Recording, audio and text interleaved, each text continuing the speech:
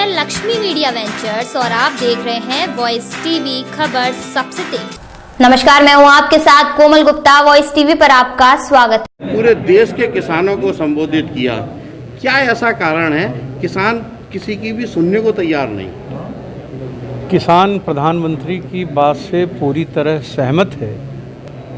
कुछ तथाकथित बिचौलिए जो अभी तक किसानों का शोषण करके अपनी तिजोरी भर रहे थे, उनके अलावा किसी को कोई कठिनाई नहीं। आज प्रधानमंत्री का 1.5 घंटे का संबोधन अपने आप में एक ग्रंथ था और हिंदुस्तान के किसानों को संतुष्ट करने वाला वक्तव्य था। पूरी दुनिया ने उनको सुना है और पूरी दुनिया ने उनके इस वक्तव्य को सराहा है, उनके इस फार्मूले को सराहा है कि बिचौलियों को अलग करके, बिचौलियों से को अलग करने से जो धनराशि बचेगी वो हमारे किसान की आमदनी को दूना करने में मदद करेगी, जैसा प्रधानमंत्री जी ने संकल्प लिया है। नहीं, ये चीज़ तो लगातार सरकार कह रही है, लेकिन किसान क्यों नहीं सुन रही? नहीं, कोई किसान, जहां आप खड़े हैं यहाँ किसी किसान का नाम हो जिसने न सुना हो, जिसने आज प्रधानमंत्री के संबोधन का बहिष्कार किया हो, कहीं किसी ने इस तरह का बयान दिया हो?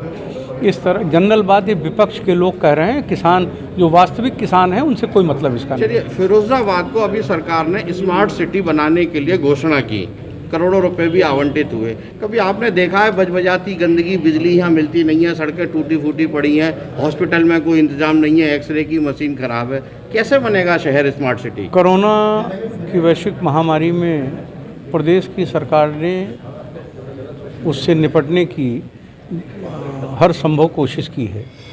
बहुत बड़ा संकट था और उस संकट को हम एक दिन में दूर नहीं कर सकते थे, लेकिन कोशिश में, नियत में कोई कमी नहीं थी। स्मार्ट सिटी का जहाँ तक सवाल है, यहाँ के माननीय सांसद जादौन साहब ने भारत सरकार के नगर विकास मंत्री जी से अनुरोध किया था और यहाँ के जो हमारे शहर के माननीय विधायक हैं, हमारी मेयर हैं, इन सब ने विधानसभा में विधायक जी ने बहुत मजबूती से इस विषय को उठाया था और जिस पर नगर विकास मंत्री जी ने अपनी सहमति व्यक्त की और स्मार्ट सिटी घोषित हुआ है। कोई नई योजना लागू करने में और उसे पूरा करने में, तो उसकी कार्य योजना बनाने में थोड़ा समय लगता है।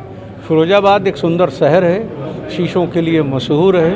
सुंदर शहर स्मार्ट सिटी के रूप में यहाँ की जनता के चरणों में समर्पित होगा, इसके लिए थोड़ा समय हम आपसे मांगते हैं। मेरा एक आखिरी क्वेश्चन है कि आगरा की तरह फिरोजाबाद में फर्जी हॉस्पिटल की बाढ़ आ गई है।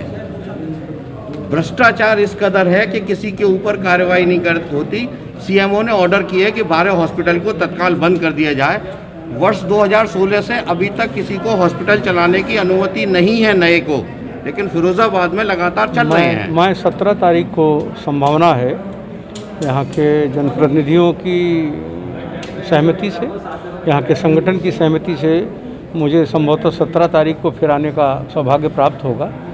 मैं कोशिश करूँगा कि उसके पहले इस विषय पर मैं जिलाधिकारी को निर्देश दे के सारे विवरण एकत्रित करा लूँ और जो 17 को आऊँ तो इस विषय की विशेषकर समीक्षा करूँ और कुछ जगहों पर औचक निरीक्षण करके उसे देखूं। सर, ARTO बार-बार विवादों में रह रहे हैं फिरोजाबाद के। कई बार विधायक जी ने भी पत्र लिख करके शासन को सूचित किया है, लेकिन अभी तक किसी भी प्रकार की कोई कार्रवाई नहीं की जा रही है। परिवहन मंत्री जी के ध्यान आकृष्ट करूंगा और कहूंगा उनसे कि इसकी वो गहन जांच करा लें।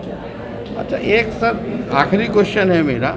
आप यहाँ पे इस समय हैं और फिरोजाबाद जनपद के आसपास के किसान आंदोलित नहीं हैं या यहाँ उतने बड़े संगठन भी नहीं हैं। जो लोग घरों में किसान काम करते हैं, छोटे किसान हैं जिसके पास 2 बीघा 4 बीघा है, उनको आप आश्वस्त करेंगे इस नियम के बनने से, कानून बनने से उनको फ़ायदा मिलेगा?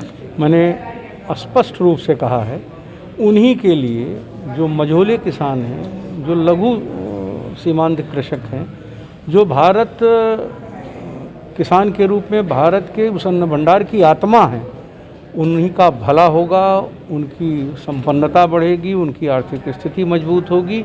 यह कानून उन्हीं के भले के लिए बना है और इस देश के किसान को कोई नुकसान न हो, इसके लिए बना है।